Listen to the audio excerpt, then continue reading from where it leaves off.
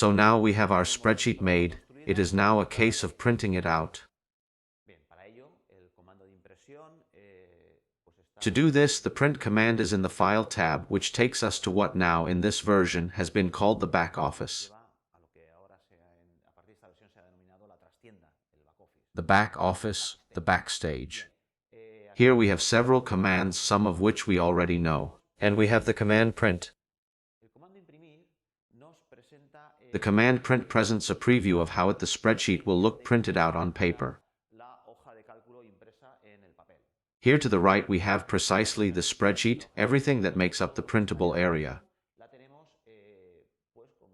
It is more or less scaled to how it is going to be printed out in the printer.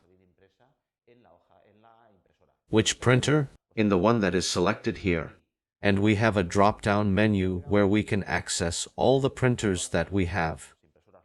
Local printers connected to our machine, network printers or virtual printers, that can be different programs such as OneNote, if we have it installed, or Adobe Acrobat, if it is installed for printing to PDF, etc.